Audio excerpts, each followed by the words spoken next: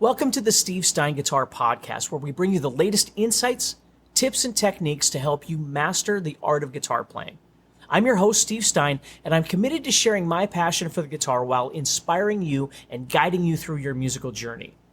Now remember that you can enjoy this podcast from anywhere and anytime, whether you're cruising down the highway, preparing dinner in the kitchen, or even working out at the gym. By incorporating the podcast into your daily routine, you'll be able to stay inspired and motivated in your guitar journey, no matter where life takes you. Now, let's dive into today's podcast. Hey, Steve here. Thanks for joining me. Today, we're going to be talking about the importance of practicing over a static chord track. Now, what is a static chord track? Well, it's a track that just has one chord. Instead of having a bunch of different chord changes and things like that for you to focus on, which is an important thing, no doubt about it. But the nice thing about a static track is that all you have to do is focus on the development of your fretboard and a particular scale that you might be working on, and really explore, for instance, at the very minimal is how the notes sound against this chord, as opposed to just playing, actually learning to listen. The next thing you could do is you could practice, for instance, movement across your fretboard, different ways of moving. And you're not tethered to a tempo and a groove and that sort of thing, which are very important to practice, no doubt about it. But at this stage, you're really just exploring on a creative level. And then, of course, you can practice licks and things like that. So what I want to do is just give you some examples of that today. I've got a track here that's a C chord, and that's all it is. So because it's just a C major chord, I could, for instance, practice something like C major or, C Lydian or something like that, depending on what it is that I want to work on. So I'm going to start at square one here, and I'm just going to work on pentatonic and show you how to expand this out, and then I'll move into the diatonic realm and show you the same thing. So what I'm going to do here is I'm going to take the C major scale, and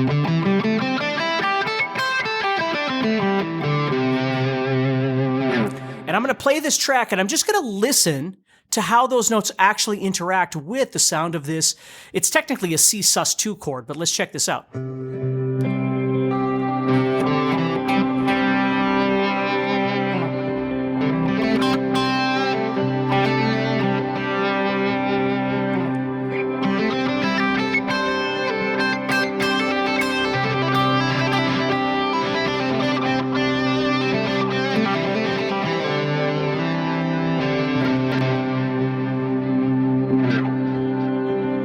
So just real basic things that you could practice. Now, in that idea that I just did, the first step would be maybe just listening to those notes and how they interact with the sound of that chord that's being played.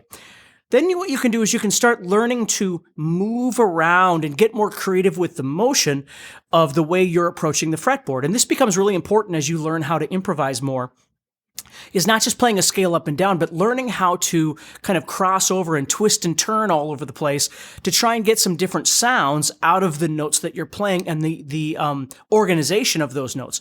So, for instance, instead of just doing this and playing straight up and down, maybe what I start trying to practice is jumping over things.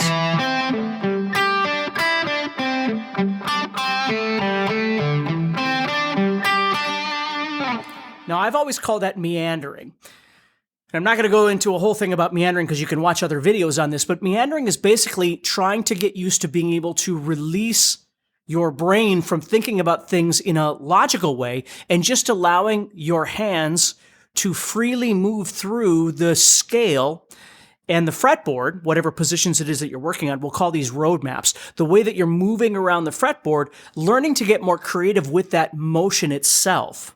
Not just playing up and down the scale, which again is important, but really letting yourself go and learning how to explore on a more creative level by driving around the fretboard through these various maps, you see? So if I was playing C major pentatonic, I might connect to the position below the first position and maybe the position above it, right? So I might start doing something.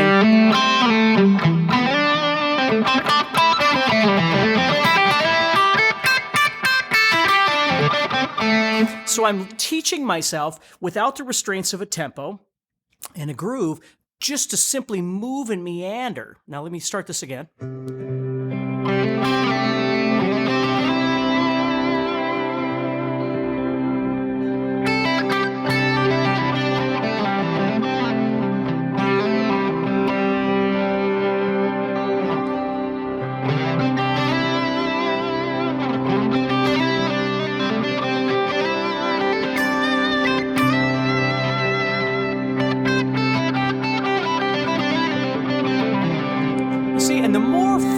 I get with learning how to play across a larger part of my fretboard, the more opportunity I have.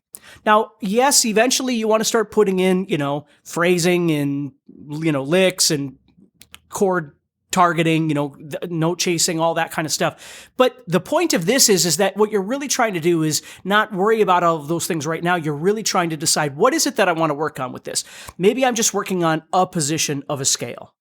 And I'm just practicing moving up and down inside that position, trying to get more creative with the way I'm moving, get more comfortable technically with being able to do the actual movement. Maybe I'm just getting used to the way the notes sound against that chord. Maybe I'm getting used to playing more positionally, so I'm moving from one position to the next, and I'm really exploring all of the different ways that I can connect from one position to the next. Not just the same way every time the music generally starts and I do the same thing over and over and over, which is what I'm trying to break out of, but finding new and unique ways to be able to move. Okay, so there's lots of really great things that you could do. Now, maybe you're working on a lick or something, right? So you've got some sort of a kind of thing that you're working on. Anything.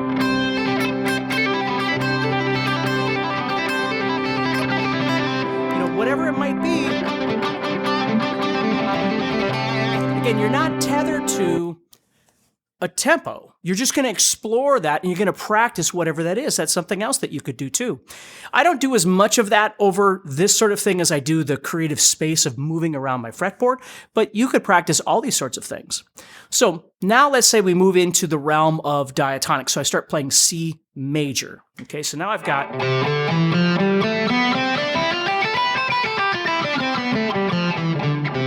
So again, maybe I start with just, how does it sound? How do those notes sound?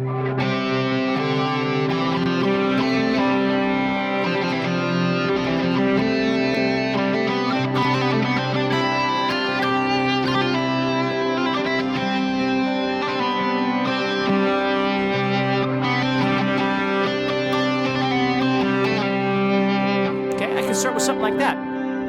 And then maybe I start, again, moving into this meandering realm where I'm playing a position or multiple positions, and I really start trying to train myself to be confident and comfortable with the movement across the fretboard. See, as guitar players, it's easy for us to go, yes, I've practiced that, or yes, I can see that. And those are great things. But if we can't actually use it in the real world, we can't actually, yes, we can see it, but we can't technically execute the things that we're wanting to do with our fingers. Then we're only halfway there by being able to visualize it. If we can't visualize it, maybe we see it when we're at home, how positions might connect together. But once we actually start playing with other people, some of that visualization of our fretboard goes away because we get nervous and maybe we didn't know it as well as we thought we would. So these are the reasons why it's really great to just, sit for 10 minutes or 30 minutes or an hour, just exploring your fretboard and exploring the ways that your fingers and your brain will connect around the fretboard. So this is where it gets interesting for me, is I might take this C major scale here.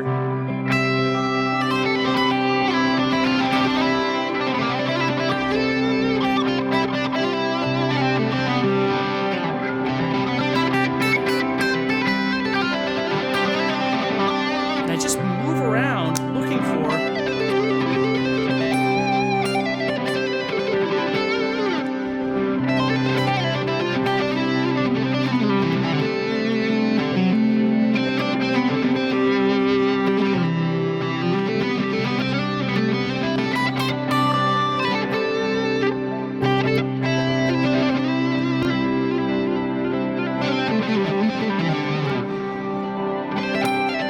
maybe there's some licks I want to work on.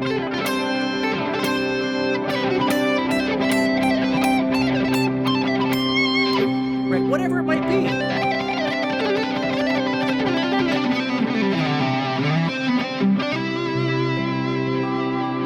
Maybe I work on a melody.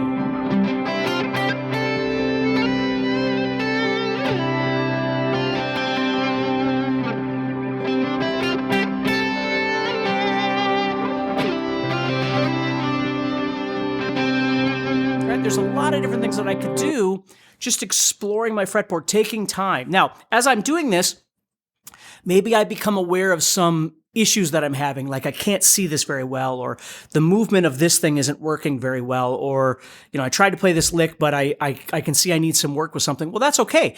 What's happening then are all of these issues that you're having are coming to the surface, and you can write them down, make note of them. And then those are things that you can practice. You could turn this off and go, okay, so this is what I need to work on more, or need to spend more time visualizing this, or need to spend more time practicing this position. Well, that's great. Right? We want to be aware of that stuff as it arises.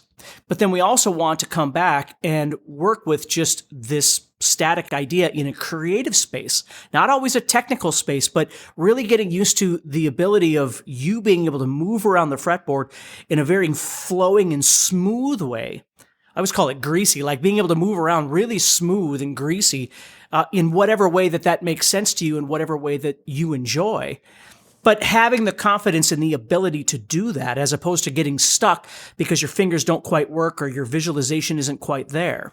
Okay. Then I could take the same idea and maybe I move into playing like C Lydian, right? So I've got a sharp 4 because I want to practice some other mode thing maybe, right? So I've got that raised 4 there.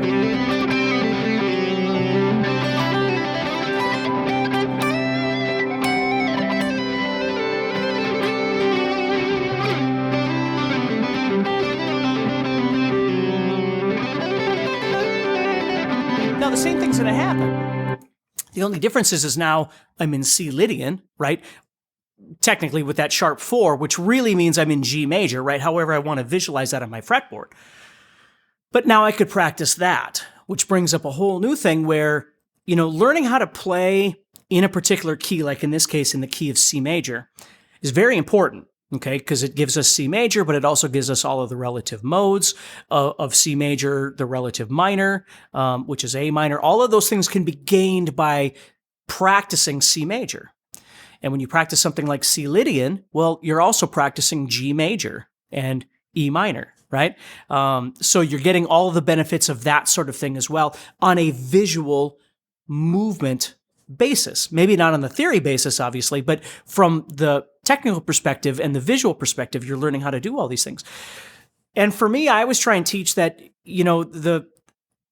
the sort of half-truth that we talk about as guitar players as well. If I want to play in the key of C, I just move everything down. Or if I want to play in the key of A, I just move everything up or whatever it might be. And in theory, yeah, I suppose that makes sense, and it is true. But the application on the fretboard, it really is a different experience. When you play in, G major versus C major, you're going to visualize things differently. Now, if there's stuff that you really love, of course, you want to learn how to be able to move those things around in other keys. But if you just say to yourself, well, I'm going to learn all of this in the key of C, and then just if I want G, I'm just going to move it up. Well, if you've never actually practiced it in that G, it might not turn out the way that you want. So that's why it's worth taking the time and really trying to practice something like this. Okay, so meandering, just finding a track that you like. This one I made, it's C sus2, and I made it that way because I really could play minor over the top as well, because it's just a sus2. So it doesn't have that major tonality. But again, it wouldn't make any difference. The point is what it's lacking are other chords, and it's lacking a tempo and a groove, so I can just freely explore. As soon as I start bringing back in those chords, that's great. But now I've got to start focusing on, well, I'm here, and then here comes this chord, so now I'm going to do this. That's a different thought process. It's important to learn how to do that, for sure, but it's a different thought process. So now I'm working on something else. And as soon as I bring in a tempo, when I bring back a groove, now I'm locked into that sort of thing, which is important, but it's a different kind of practice. So, all right, so take care, stay positive, and if you're interested in learning more about this kind of stuff from me and the other instructors over at GuitarZoom, make sure you check out the GuitarZoom Academy, all right? So take care, stay positive, and I'll talk to you soon. If you like our podcast and want to hear more, remember to press the subscribe button on the app that you listen to. By doing this, you help us a lot, and you'll be the first to know when we have new episodes ready for you to listen to.